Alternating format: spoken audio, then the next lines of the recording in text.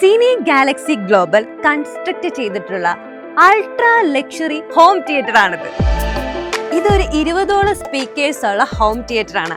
ഇതില് 2 സ്പീക്കറാണ് വിസിബിൾ ആയിട്ടുള്ളത്. എന്നിരുന്നാലും ഇൻവിസിബിൾ സീരീസ് സെഗ്മെന്റിലാണ് ഇതിനെ ഉൾപ്പെടുത്തിയിരിക്കുന്നത്. ഞാനിരിക്കുന്നത് ഒരു ഇലക്ട്രിക്കൽ റിക്ലൈനർ സീറ്റ് മാത്രമല്ല, ഇതിലൊരു ഫീച്ചർ കൂടി ഒളിഞ്ഞിരിക്കുന്നുണ്ട്.